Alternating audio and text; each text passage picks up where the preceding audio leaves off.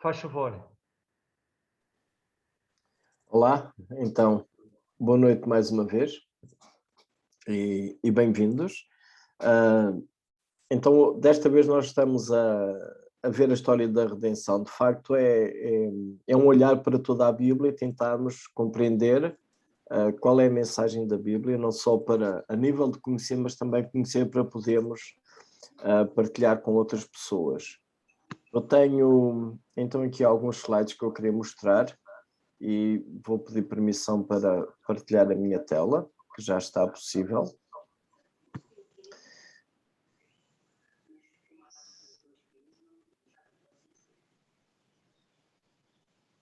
Então, a ideia seria compreendermos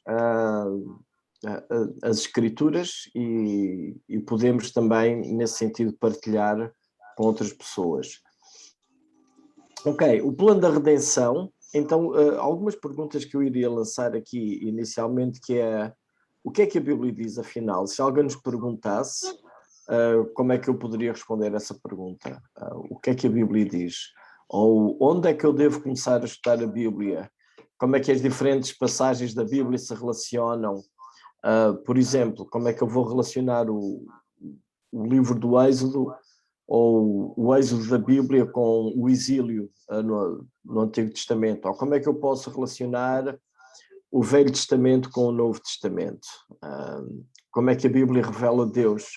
Como é que vai surgindo a pessoa de Deus ao longo das Escrituras? Ou como é que a Bíblia apresenta o Senhor Jesus? Então são tudo questões que algumas pessoas nos podem ir colocando e é importante, se nós pudermos estar prontos, disponíveis para partilhar essa informação com os nossos colegas, os nossos pares. Então, iniciando assim bem do princípio, a Bíblia é um conjunto de 66 livros e a palavra vem de uma palavra grega que é Bíblia, que significa então um conjunto de livros, e foram escritos durante um período superior ou por volta de 1500 anos, portanto atravessando várias culturas, vários períodos. Há 3 línguas utilizadas em todo este processo de escritura da Bíblia: o hebraico, o aramaico, apenas umas pequenas porções estão na língua aramaica, e o Novo Testamento na língua grega.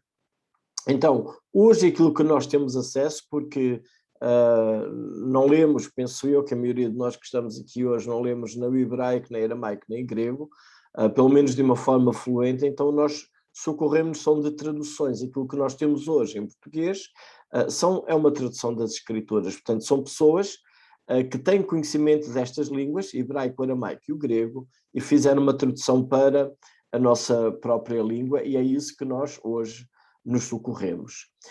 Também nas Escrituras há vários tipos de literatura. Nós temos literatura narrativa, por exemplo, se considerarmos o livro de Gênesis, por exemplo, tem muito literatura narrativa, onde notar que em alguns momentos das Escrituras há listas de genealogias, portanto são longas listas que têm o seu propósito.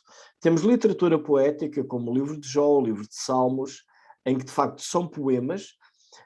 Temos no Novo Testamento as cartas, que têm um outro tipo de intenção e uma outra forma de escrita. Os evangelhos, há quem considere o evangelho um estilo próprio de literatura, porque tem narração, tem discurso direto, tem citações do Antigo Testamento, etc.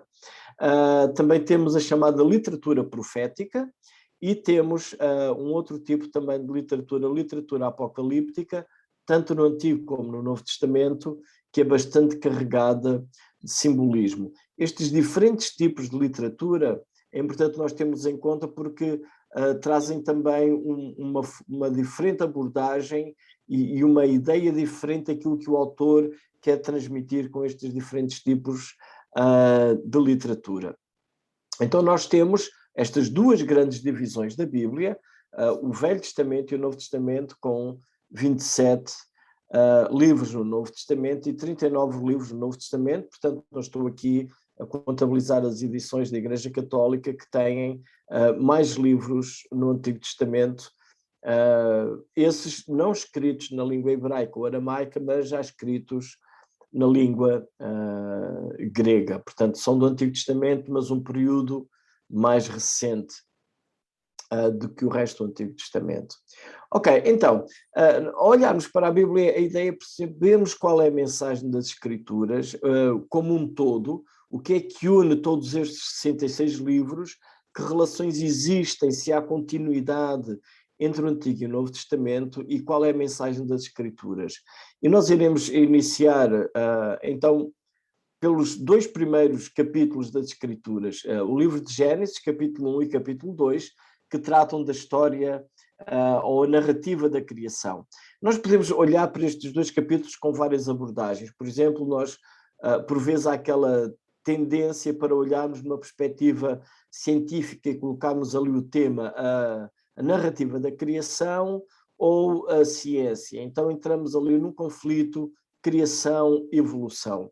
E às vezes cometemos, eu penso que há uma tendência para cometer alguns erros. Primeiro, a questão do lado da escritura de Gênesis 1 e 2 não é tão simples, a abordagem às vezes que se faz parece que é simples demais. Há ali coisas bastante profundas, quando, por exemplo, nós temos a ideia da criação de dia, a ideia da noção de dia, o dia primeiro, o dia segundo.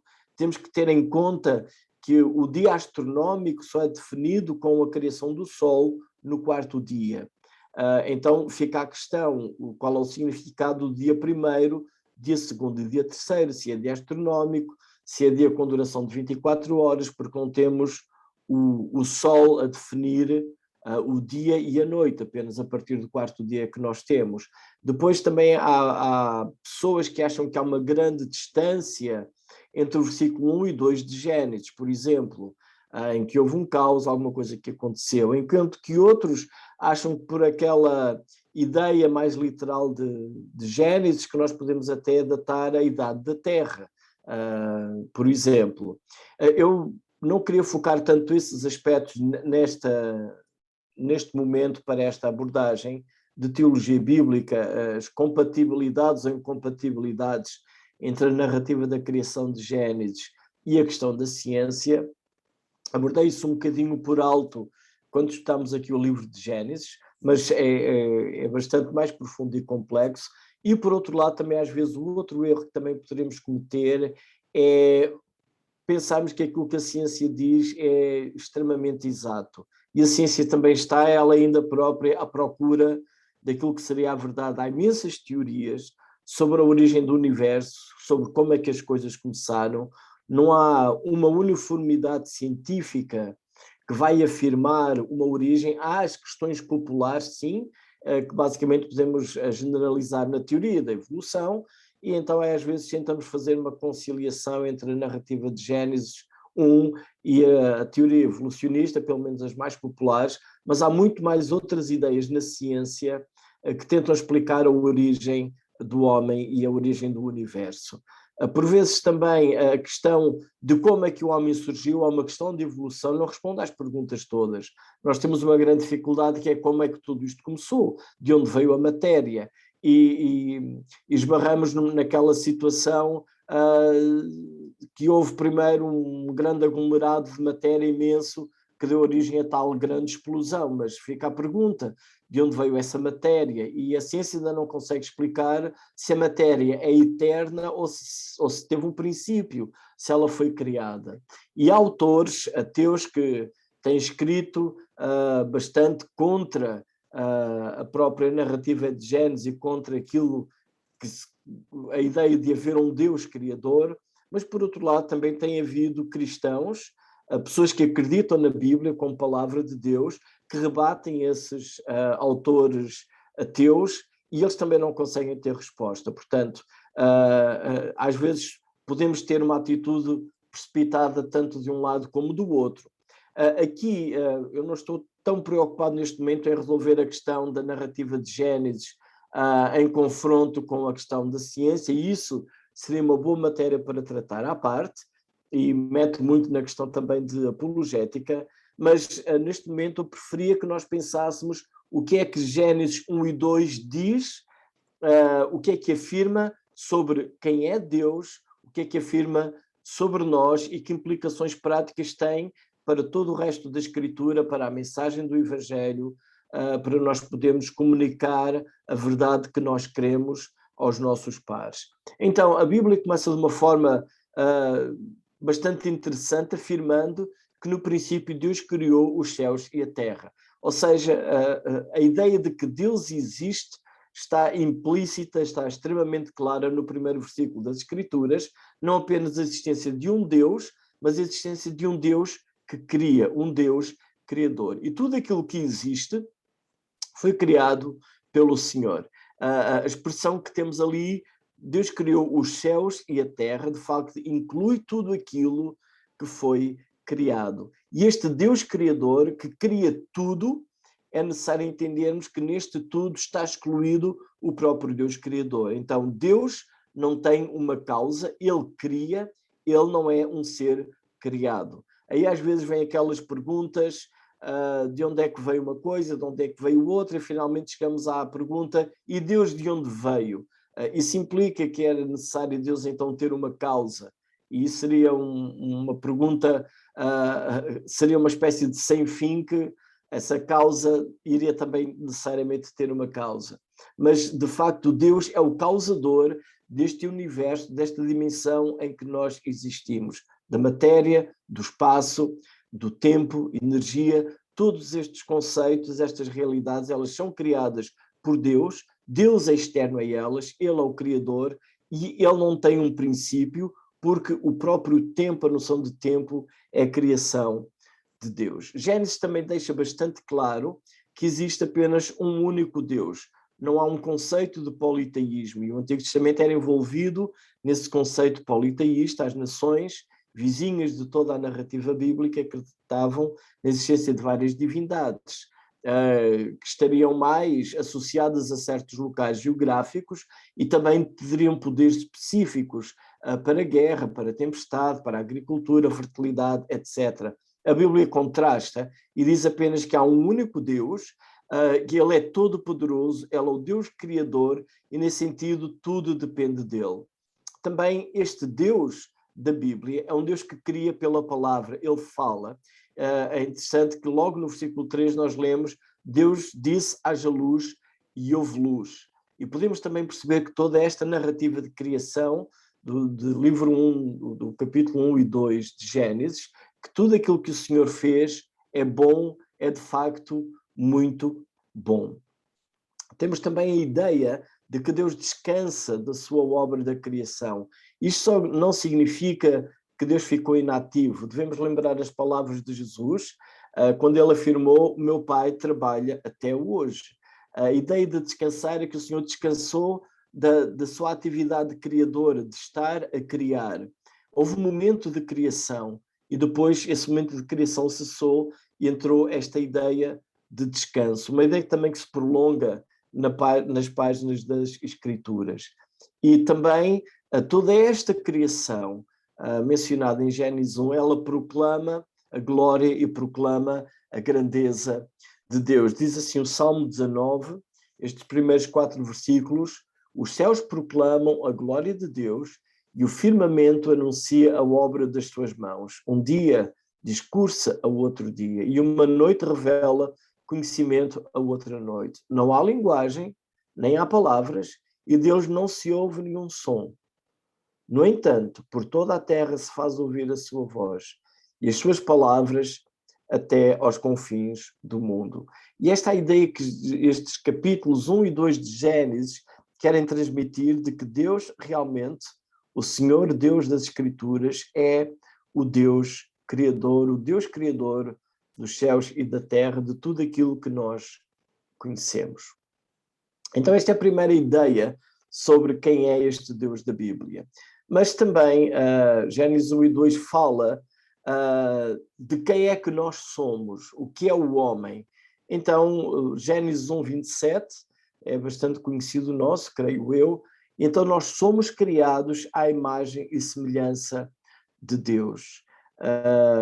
Há várias maneiras como alguns teólogos têm abordado esta ideia de imagem de Deus, focando, por exemplo, em alguns atributos divinos. como Deus é amor e nós também amamos, pais amam os filhos, os cônjuges amam-se mutuamente, etc. Amor entre amigos, ou o próprio conceito de justiça que nós temos, sendo Deus também um Deus justo, nós temos também criatividade e o nosso Deus é também criativo, vemos isso na natureza, mas também é interessante que o texto ali de Gênesis que fala de sermos criados à imagem e semelhança de Deus, logo a seguir menciona também que nós deveríamos dominar como seres humanos sobre a própria natureza. Isso traz a ideia de mordomia, ou seja, o Senhor colocou-nos, seres humanos, como parte da criação para cuidarmos da criação. A ideia de dominar sobre os peixes do mar, as aves dos céus, então seria o homem que queria cuidar deste planeta em que habitamos e, de facto, nós notamos que nos nossos dias começa a haver uma preocupação crescente do cuidado que o homem deveria ter pelo seu próprio planeta, porque estamos a começar a notar consequências. Temos a questão dos plásticos, temos o aquecimento global, etc., por causa de não ter sido feito um bom cuidado que o homem tem tido do planeta. Também, como imagem de Deus, o homem foi criado incluindo macho e fêmea, ou seja, a questão sexual está ali também presente na criação, com a ideia também de multiplicação, encher a terra, e temos também ali a noção de família, quando temos a informação de que o homem se unirá à sua esposa e serão os dois uma só carne. Então nós temos aqui alguns princípios também sobre nós próprios. A nossa dignidade humana, ela existe, o nosso valor como seres humanos, ela existe porque somos criados à imagem e semelhança de Deus. Nós vemos isso em outros lugares das Escrituras. A ordem para não matar é porque o homem foi criado à imagem e semelhança de Deus, por isso devemos respeitar o ser humano, porque é essa imagem de Deus. A ideia de sermos administradores ou gestores daquilo que o Senhor criou e, de facto, de tudo que nós podemos considerar que é nosso, como o tempo, as nossas capacidades intelectuais, as nossas habilidades naturais, etc. Tudo isso são capacidades que Deus nos deu, como que são coisas que o Senhor nos deu que nós deveríamos gerir, administrar para Ele. Temos esta ideia, estes valores na área de sexual, macho e fêmea, onde a ideia da família surge, e também temos uma noção em Gênesis 2:25 de que o homem e a mulher estavam nus, não se envergonhavam. Havia esta ideia então de serem inocentes, no sentido de não estarem ainda, neste momento, afetados pela queda, afetados pelo pecado. Estes primeiros 2 capítulos de Gênesis, como é que eles se relacionam com todo o resto das Escrituras?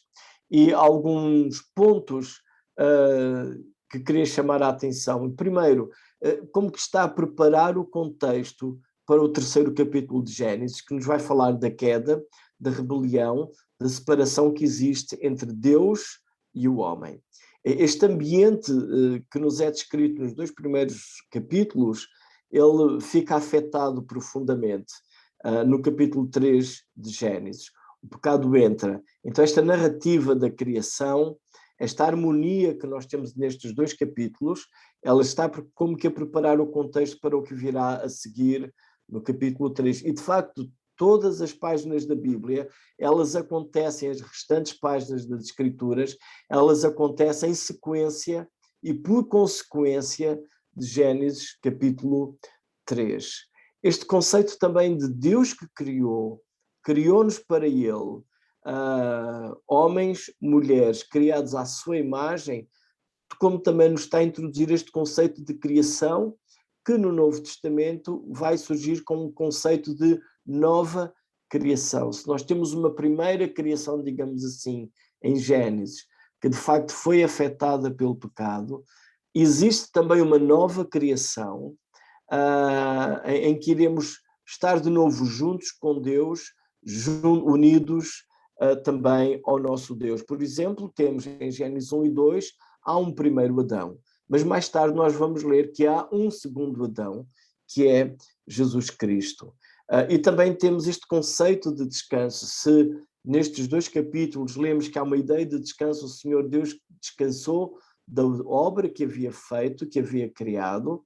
A ideia de descanso nas Escrituras é também um tema que vai perdurar ao longo das páginas da Bíblia. E, de facto, Hebreus ressalta até com alguma intensidade esta ideia de descanso.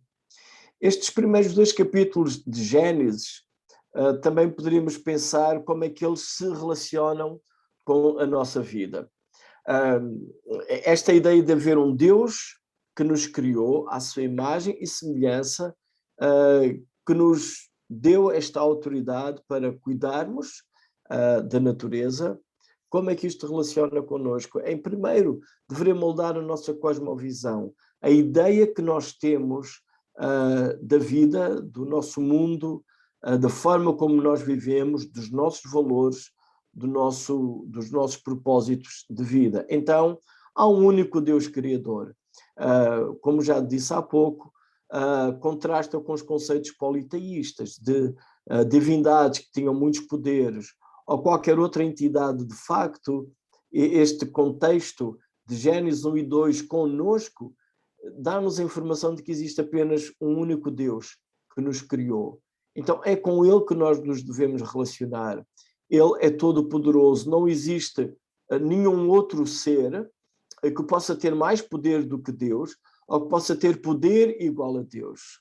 Há um único Deus que nos criou. Nós somos sua criação. Então, fomos criados por Deus e fomos criados para Deus. Isto deveria moldar a visão que nós temos da vida. Existimos, estamos aqui neste planeta e provavelmente amanhã iremos para os nossos empregos porque teremos que trabalhar, pois precisamos de dinheiro para vivermos. Mas como é que esta noção de que fomos criados à imagem e semelhança de Deus, fomos criados por Ele, fomos criados para Ele, como é que isto vai moldar a nossa existência, os nossos anos aqui na Terra? A filosofia hedonista, por exemplo, o pensamento hedonista, ele diz que nós existimos para termos o máximo prazer possível enquanto estivermos cá. É eu tentar obter tanto prazer quanto isso me for possível na minha vida. Eu existo, então, neste caso, numa filosofia hedonista, para satisfazer a mim próprio. Eu existo para me preocupar com o meu bem-estar, eu existo para me preocupar com o meu próprio conforto.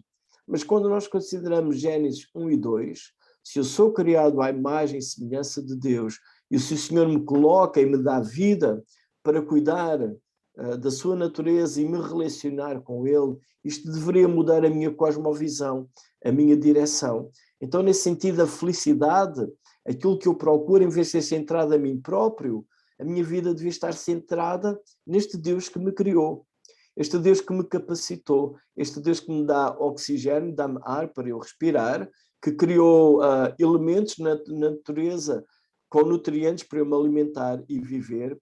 Este Deus que não fez uma criação num sentido em que deu corda ou colocou uma bateria e ela agora vive sozinha. Este Deus criou-me para eu me relacionar com Ele.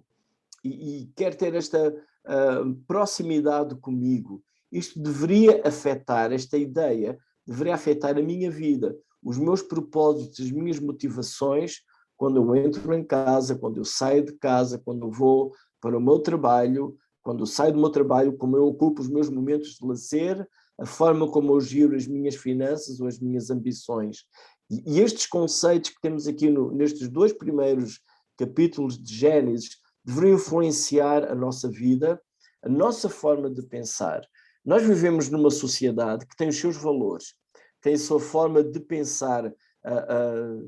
Nós temos aqui esta cultura que estamos agora numa Europa pós-cristã. Há uma forma que as pessoas valorizam umas às outras e cuidam ou estimam umas com as outras. Nós deveríamos ser afetados por esta ideia de que há um ser, que a Bíblia fala deste Deus Criador que se quer relacionar connosco, e a minha vida deveria ser orientada para este Deus. eu não ser o centro do universo, mas sim a minha vida estar dirigida para este Deus que me criou e me ama. Deus criou todas as coisas, então eu sou criado à imagem e semelhança de Deus, e nesse sentido, a minha plenitude de vida é quando estou corretamente e devidamente relacionado com Deus. Nós lemos no fim da narrativa que Deus viu tudo quanto tinha feito e era muito bom. Como eu já disse, isto antecipa, eu criei o contexto para o capítulo 3 de Gênesis, que é a queda e vai afetar tudo isso. E o resto das páginas da Bíblia andam em torno disso, mas não devemos deixar de esquecer a mensagem que nós temos aqui, que a minha realização de vida, o meu propósito, a minha felicidade, a minha integridade de vida, devia estar dentro deste enquadramento, de eu crer e pensar que Deus criou-me à sua imagem e semelhança. Deu-me capacidades, deu-me responsabilidades. E eu agora deveria viver para Ele, deveria viver voltado para Deus, para dar glória a Deus, glorificar o Deus que me criou. Então, este diagrama procurei representar esta ideia de uma cosmovisão cristã, bíblica, que parte destes 2 capítulos de Gênesis, a noção de que há um Deus que cria. Então, aquilo que me rodeia, incluindo eu próprio, somos resultados desta criação de Deus. É assim que a Bíblia se apresenta, é assim que a Bíblia nos introduz. Eu não existo por mim mesmo. Aquilo que eu tenho não é o resultado do meu próprio esforço, as capacidades que eu tenho não são criadas por mim próprio. Eu sou um ser criado por Deus. Eu precisei de um Criador. Eu estou dependente dele. E aquilo que eu sou como ser humano, ainda, como iremos ver mais tarde, que distorcido por causa do pecado, por causa de Gênesis 3, mas ainda assim eu sou um ser humano criado à imagem de Deus. Eu e todos os outros seres humanos. Então, e aí vai implicar o meu relacionamento com Deus e o meu relacionamento com os outros seres humanos. A imagem que eu tenho, como é que eu me relaciono com Deus, e a imagem que eu tenho, como eu me relaciono com outras pessoas, criadas também à sua imagem e semelhança. Por vezes, nós quando olhamos para outras pessoas, nós apenas vemos as coisas que nos agradam, por exemplo, com familiares ou amigos que nós prezamos porque têm boas virtudes, têm boas capacidades, dão-nos presentes que nós ficamos deliciados ou alguma coisa assim. E também focamos nas outras pessoas nos aspectos que nós não gostamos. Então, temos uma série de características na nossa mente dos outros que nós não gostamos. E aí nós temos tratamentos diferentes e sentimentos diferentes, desejos diferentes para com as outras pessoas. Mas se nós pensarmos que eu e todo o resto da humanidade somos criados à imagem e semelhança de Deus, estamos no mesmo pé de igualdade, todos nós fomos criados pelo Senhor, todos nós fomos capacitados pelo mesmo Deus, e neste sentido de criação, todos nós, a nossa proveniência vem deste Deus Criador, e nele eu deveria encontrar a minha realização, nele eu deveria encontrar o meu propósito de vida, nele eu deveria encontrar a minha felicidade, e nele eu devia encontrar também a minha integridade. Eu posso procurar a minha felicidade em momentos efêmeros, em convívios, e temos esses momentos. E essa felicidade, ela oscila muito, ela, como tem um gráfico que sobe e desce, há um momento de maior alegria, mais intensidade, porque estou num local que eu gosto, estou com pessoas que eu gosto, e depois aquela intensidade, ela diminui porque os amigos voltam para casa, eu deixei o lugar onde eu estava de férias e regresso à minha vida de trabalho e essa felicidade oscila. Mas quando a minha felicidade está em Deus e eu estou unido a este Deus que me criou, há uma felicidade que é estável, que se mantém, porque ela não está dependente de circunstâncias voláteis, mas porque eu estou unido e estou ligado a este Deus que me criou, como também nele encontrar o propósito para a minha vida. Eu posso ter vários propósitos a curto e médio prazo. Posso ter um objetivo de terminar um curso universitário, ou se calhar ter um objetivo de progredir numa carreira, num emprego.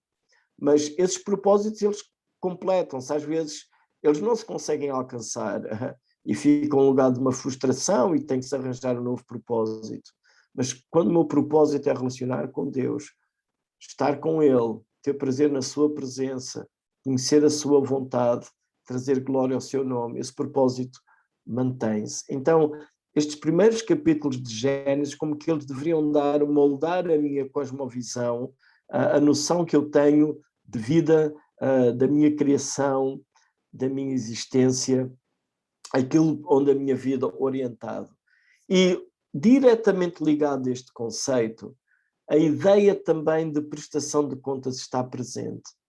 Porque se a minha existência se deve a este Deus que me criou e se Ele me deu responsabilidades, se este Deus me deu capacidades e me criou com propósito de vida que não é aleatório, uma mera sequência de eventos, eu estou aqui porque calhou, aconteceu, sou obra de um mero acaso.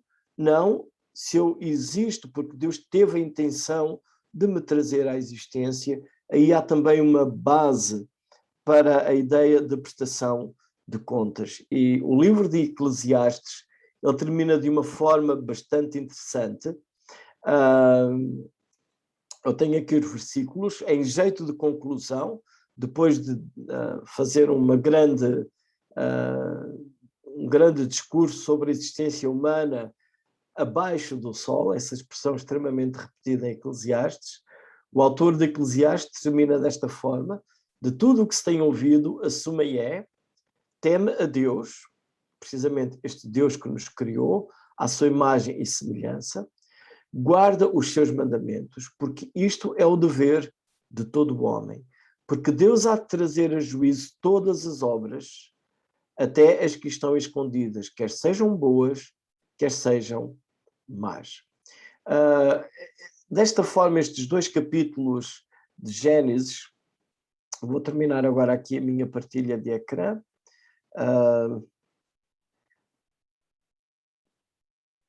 Desta forma, estes 2 capítulos de Gênesis, eles estabelecem uma base, um bom princípio para nós olharmos para o resto da mensagem das Escrituras, para nós olharmos para o nosso relacionamento com Deus, para nós olharmos para o nosso relacionamento com os outros seres humanos e para nós termos toda ela uma cosmovisão da nossa vida, dos valores, aquilo que nós deveríamos procurar viver. Então, é como que é uma introdução ao resto da Bíblia. O capítulo 3 vai falar da queda, vai trazer esse problema que vai causar uma ruptura entre nós e Deus, nós seres humanos uns com os outros, e como que o resto das Escrituras, eu gosto de pensar que é como Deus procurando-nos, seres humanos, para voltarmos a ter este relacionamento próximo com Deus. Se nós temos uma criação de céus e terra no início de Gênesis, nós temos também novos céus e nova terra quando chegamos às últimas páginas da Bíblia. Então, se temos o homem unido com Deus no início das Escrituras, pela sua graça temos também o homem unido com Deus no fim das Escrituras. E precisamos compreender toda esta narrativa bíblica do Pentateuco, dos livros históricos, dos poéticos, livros proféticos, todos eles apontam para a pessoa de Jesus, em quem nós temos a redenção e, finalmente, o homem redimido poderá estar de novo unido com Deus e desfrutar a sua presença. Entretanto, eu queria deixar também espaço para alguém colocar alguma pergunta, alguma questão que queira. Uma dúvida, uma observação? Se tiverem, podem abrir os vossos microfones.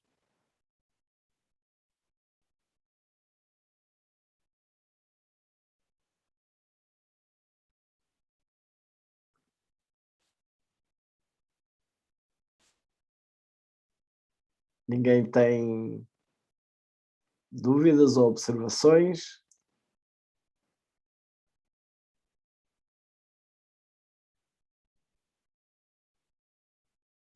Enquanto talvez surja uma pergunta, vou apenas fazer um breve comentário. Temos, o tema que temos aqui é o plano da redenção. Então, no sentido de que toda a Escritura, ela está a abordar esta ideia de nós nos relacionarmos com o Senhor, ser criados por Ele, afetados pela queda, mas também redimidos, no sentido de voltarmos e de estarmos unidos com o Senhor. Uma outra forma que também nós podemos entender, uma outra terminologia, digamos assim, é a teologia bíblica, ou seja, nós podemos compreender a mensagem de toda a Bíblia. Há vários termos que se usam nesta matéria, e se calhar estão mais familiarizados com a ideia de teologia sistemática. Teologia sistemática é uma tentativa de organizar vários temas das Escrituras que nós poderemos estudar. Por exemplo, temos a Cristologia, em que se estuda a pessoa de Cristo, ou temos a doutrina da salvação, ou a doutrina dos anjos, e aí está organizado por temas. Na teologia bíblica, o que se procura compreender é a mensagem de cada livro das Escrituras, como é que esses livros se relacionam uns com os outros, e olhar para toda a Bíblia como uma única mensagem, em que inicia com Deus que nos cria, somos separados de Deus pelo pecado e a necessidade tremenda que nós temos de redenção, de perdão, de restauração na nossa vida, que obviamente vai culminar, toda a Escritura vai culminar para a pessoa de Jesus, para a sua vinda, a sua morte e a sua ressurreição. Entretanto, não sei se já alguém tem uma questão que queira colocar.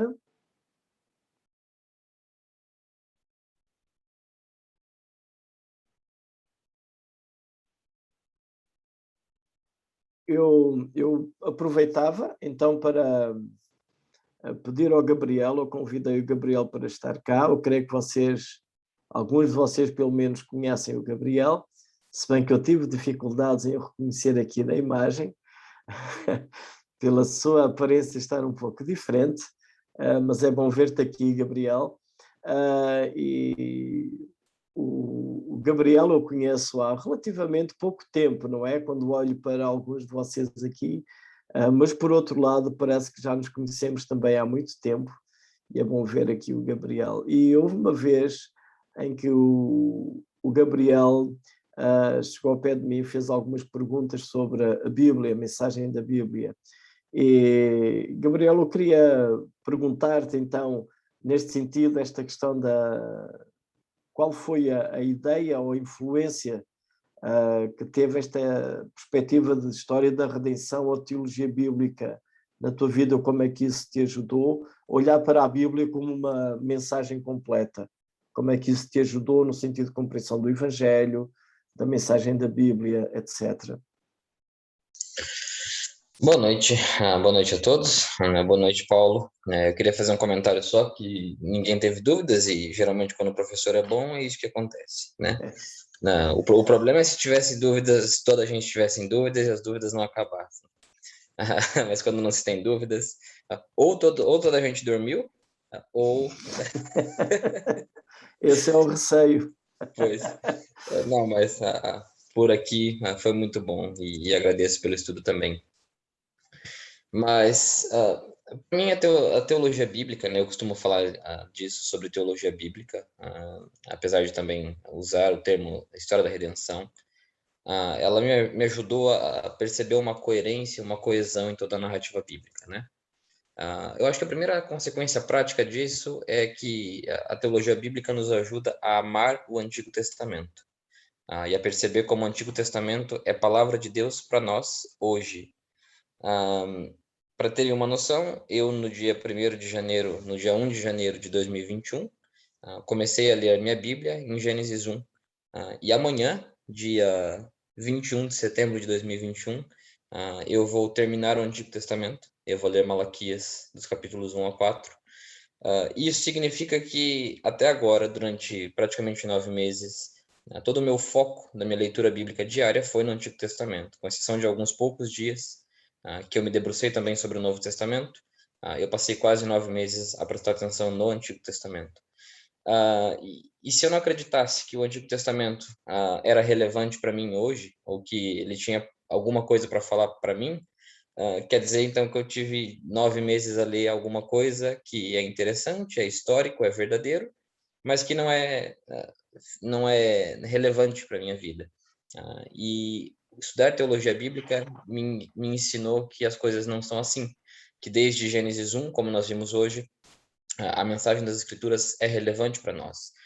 E talvez seja difícil nós abrirmos as nossas Bíblias em Levítico, ou então em Números, ou então no Salmo 35, e perceber como aquelas palavras apontam para Jesus, e apontando para Jesus como aquelas coisas têm importância na nossa vida. Por vezes é difícil, quando nós olhamos as leis cerimoniais. Eu falei do Salmo 35 só a nível genérico também. Eu peguei passagens aleatórias na Bíblia, porque realmente é difícil.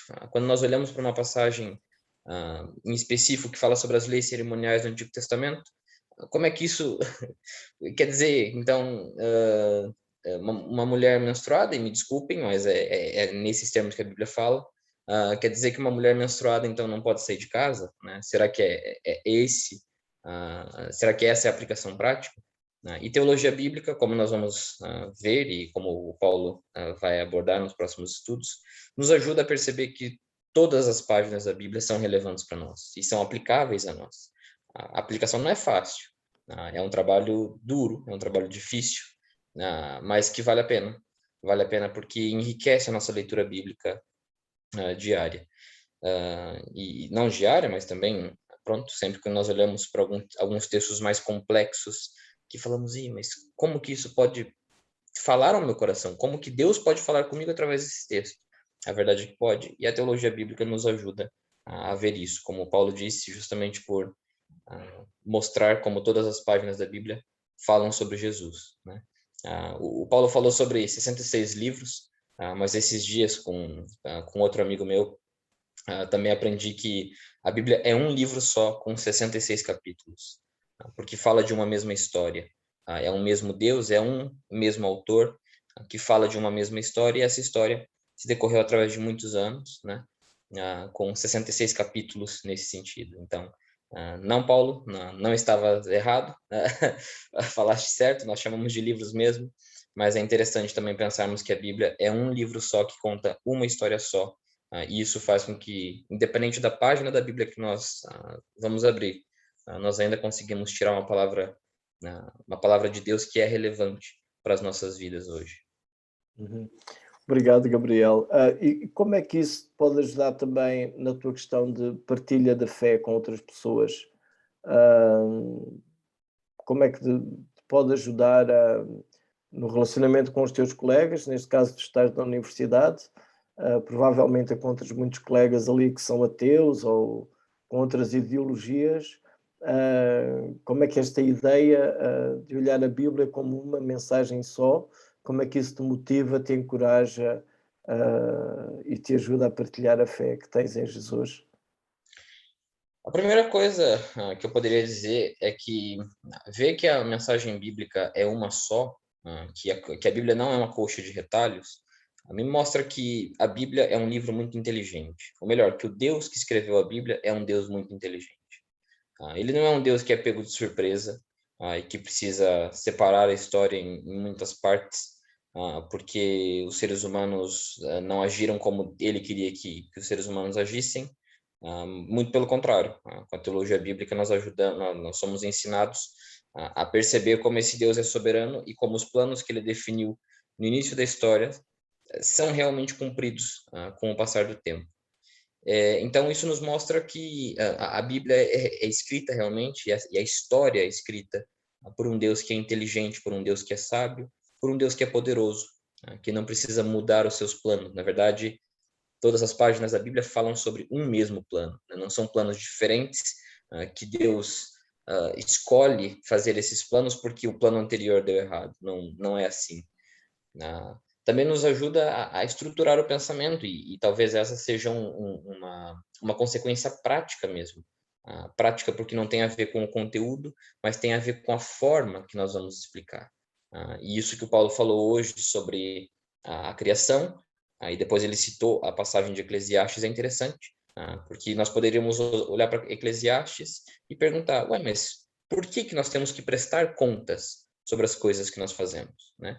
E a resposta para isso, que muitas vezes um amigo pode nos fazer, ou seja, por que é que eu tenho que prestar contas para Deus? Por que é que eu sou culpado de alguma coisa para com Deus? A resposta disso está justamente em Gênesis 1 e 2, que talvez sejam livros que nós pensamos assim, isso aí está muito longe, isso foi escrito há muito tempo, não fala de nós e tudo mais. Só que fala, porque é justamente por causa de Gênesis 1 e 2 que nós somos culpáveis perante Deus, e por isso que o nosso pecado é uma afronta contra Deus e nós temos que obedecer, né, a esse Deus. Então, a teologia bíblica nos ajuda também, nos traz ferramentas para que nosso pensamento sobre toda a história seja melhor estruturado. E claro, depois, ao passar das semanas com os estudos que vamos fazer, eu acho que isso vai ficar mais claro, e vai dar para perceber como muitos dos eventos do Antigo Testamento, e eu cito agora o dilúvio, cito agora a própria libertação do povo de Israel, do Egito.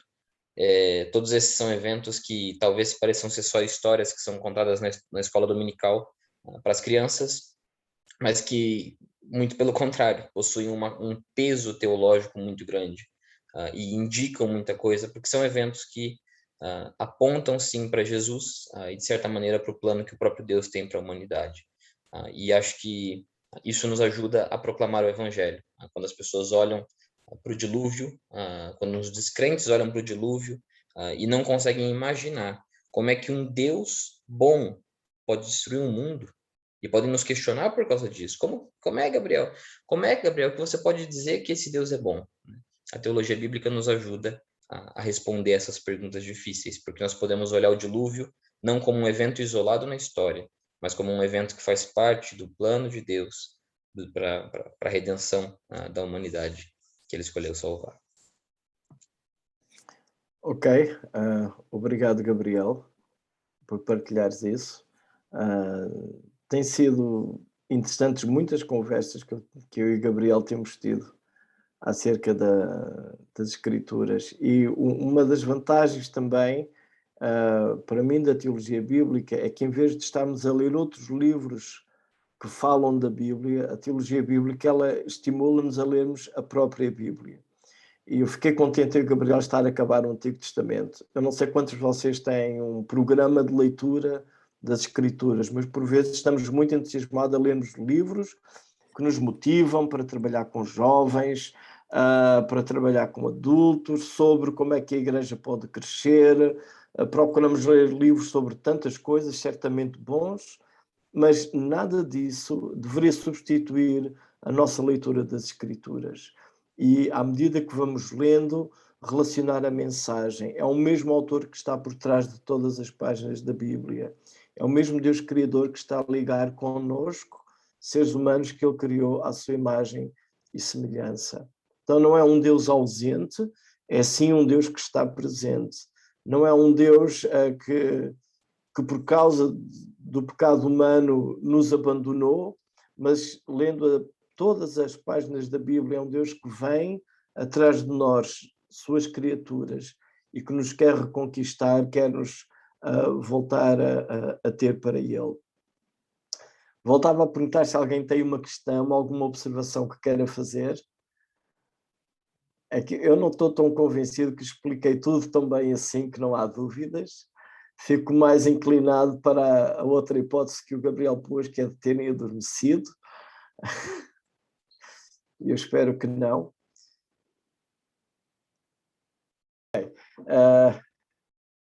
Obrigado. Então, para a semana que vem, nós vamos olhar mais precisamente para o capítulo 3.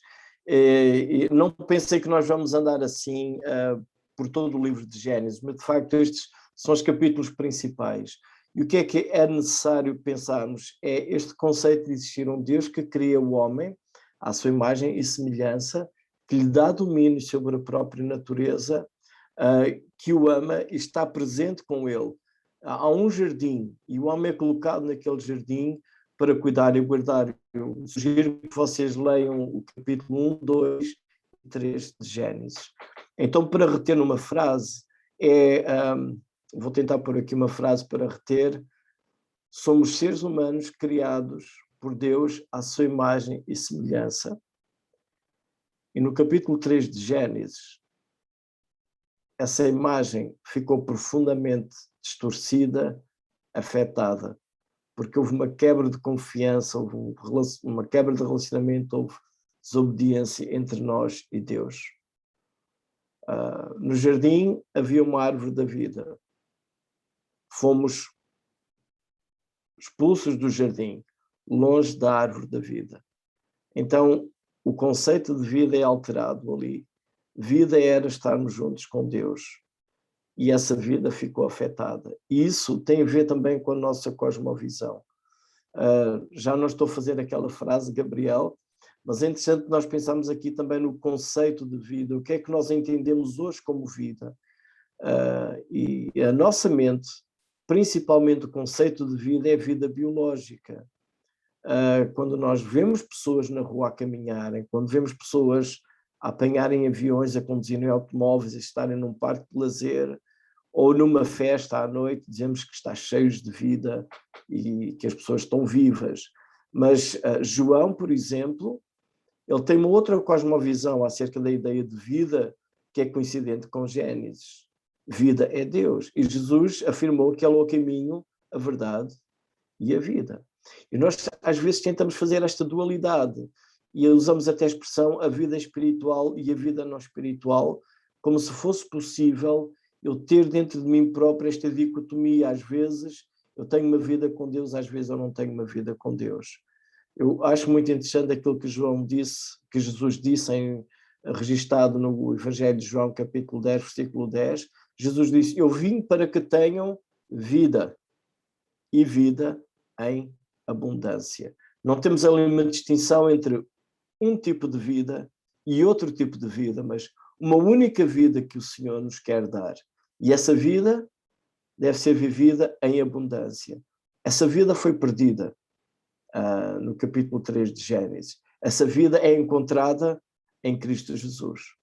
Então, voltando à questão que o Gabriel colocou, é o conceito de um Deus criador, o meu relacionamento e a minha íntima dependência com esse ser, incluindo todas as capacidades e responsabilidades que Deus me dá, e tudo isso foi profundamente afetado na queda. Eu não posso apenas olhar para Adão, que estava lá.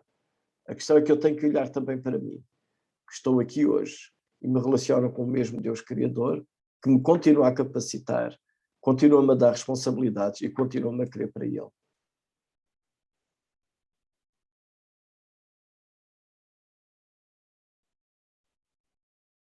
Ainda continuo a perguntar se alguém quer fazer um comentário ou uma pergunta.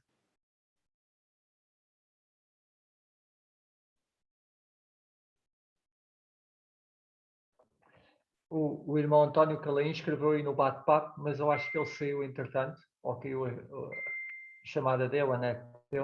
Não sei se é uma observação, uma nota, uma pergunta, ou se queria algum comentário, mas ele diz: a salvação sempre esteve, existe, é evidente na criação, a redenção só foi e é necessária por causa da queda. Não sei se eu queria que tu comentasses ou se era só uma nota que queria deixar, mas ele agora também saiu, não sei se não está cá para explicar o que é que queria em concreto. Mas fica a nota que ficou aí no bate-papo.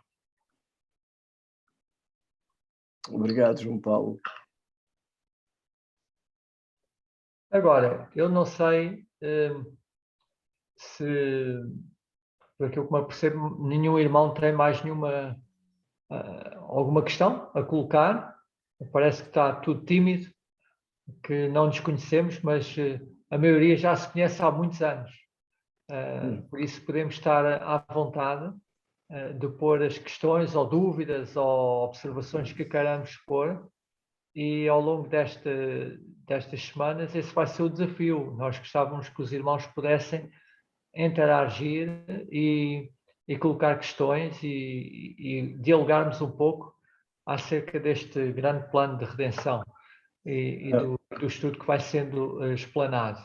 Portanto, vamos desafiar ao longo destas semanas os irmãos a participarem e não estejam tímidos, podem falar abertamente daquilo que quiserem sobre o estudo. Por isso vamos incentivá-los semana a semana a fazê-lo, está bem? E deixar algum tempo, algum espaço para isso mesmo. Também dizer que vamos deixar a gravação no canal da CIB, do YouTube, para os irmãos poderem depois rever. O Paulo meteu o braço no ar. Querias falar, Paulo? Não tinhas terminado e eu interrompi-te, não? Não faz mal. Podes continuar, era sobre a frase que o irmão António Calim escreveu ali. Ok. Então já comentas, pronto. Também deixar o desafio aos irmãos, e alguns de vós têm estado várias vezes nos estudos da CIP, nos anteriores, e voltaram, incentivá-los a poderem desafiar os membros das igrejas a poderem estar connosco à segunda-feira e aproveitarem estes estudos bíblicos.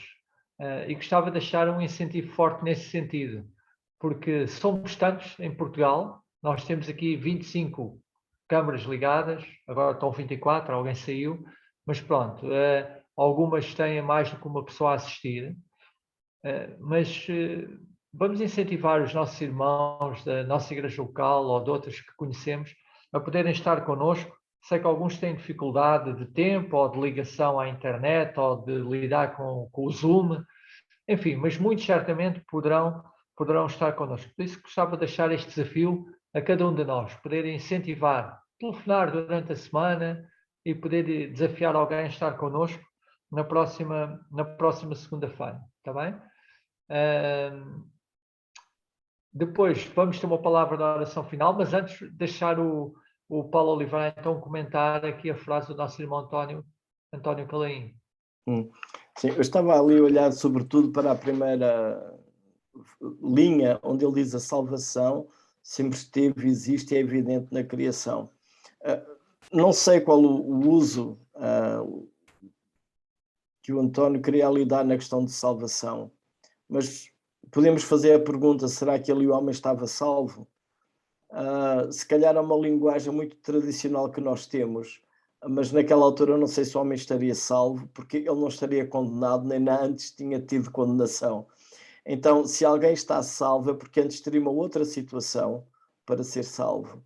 Dá a ideia que ali salvação significa mais o homem estaria então unido com o seu Criador, em paz com o seu Criador, desfrutando da sua comunhão, ou seja, o homem ali tinha a vida abundante, tinha tudo aquilo para a finalidade com que foi criado. Portanto, não há um conceito de salvação no sentido de ter tido uma situação de alienação de Deus, ou de distância de Deus, ou de culpa, e depois foi salvo. É antes um período em que estaria unido, e em paz, e em harmonia com este ser que nos criou. De facto, Gênesis 3 vai dar, sim, então aquela segunda frase que o António escreveu, a redenção só foi e é necessária por causa da queda. Sim, é verdade. Então talvez eu preferia ter ali que a paz com Deus ou a união com Deus, o homem criado em harmonia com Deus sempre existe e esteve na criação, mas isso é afetado pela queda de facto. E esta ideia que eu queria também destacar ali é o conceito do homem ter sido criado à imagem de Deus e ter-lhe sido dada essa autoridade e domínio sobre a própria criação. E essa também é a grande responsabilidade, a grande consequência da queda. Se o homem tinha uma grande responsabilidade, não só de cuidar do jardim do Éden, onde foi colocado de uma forma mais específica, mas da criação em geral, e isso traz também e afeta as consequências da queda, da alienação do ser humano. E quando Paulo diz que todos pecaram, ou diz que estamos separados da glória de Deus, é uma outra imagem que ele menciona de que o homem foi expulso do jardim, deixou de ter acesso à árvore da vida, deixou de ter aquela comunhão com Deus. E nós sabemos todas as consequências que aconteceram. No entanto, já que antecipando um bocadinho para a próxima semana, este Deus Criador de Gênesis 1, que nos capacita incrivelmente, se nós pensarmos na nossa existência a nível biológico, a complexidade, por exemplo, do olho, por exemplo. E isto para mim é um desafio quando se trata das questões de evolução, não é? Como é que um olho evolui, por exemplo? Nós não vamos entrar nisso, mas a complexidade que nós temos no nosso próprio organismo e de toda a criação, e de repente tudo isto é afetado por causa da nossa desobediência. A mensagem de esperança, ela também está ali revelada, porque Deus não nos rejeitou, Deus não nos destruiu, Deus não pôs de lado o ser humano e como que recomeçou tudo de uma outra forma, não é? Por isso nós estamos aqui hoje, porque Ele nos quer redimir, Ele quer-nos de volta para Ele, mas para termos esta vida plena. Então, esta ideia de cosmovisão, ela é bastante importante. Nós podemos ter a nossa vida centrada no Senhor, viver para Ele, focados nele, ou podemos ter a vida centrada em nós mesmos, naquilo que nos parece bom, nos nossos próprios gostos, objetivos, etc. E Gênesis 1 e 2 ajudam-nos nisso. E Gênesis 3 mostra o outro lado, de ficarmos focados em nós próprios, nos nossos próprios desejos e motivações que nos afastam de Deus.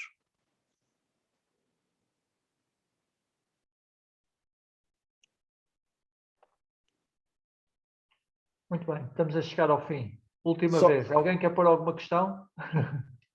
Ao Paulo? Diz, Paulo, ias dizer alguma coisa final. Ok.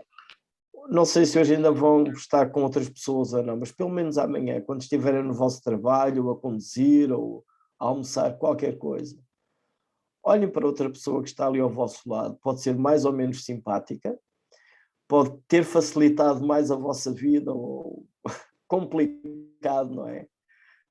Não parar no sinal vermelho ou qualquer outra coisa mais complicada. Não esqueçam que aquela pessoa é igualmente criada à imagem e semelhança de Deus. Vem do mesmo Criador, tal como eu e como vocês. E que o amor de Deus para com aquele ser humano é o mesmo amor de Deus para conosco. Ok?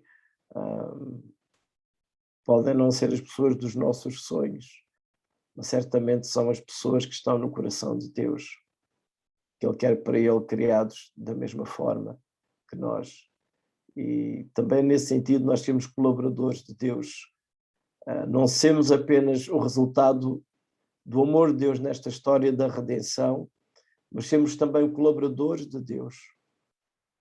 Nesta história da redenção, como diz no outro lugar, somos embaixadores também.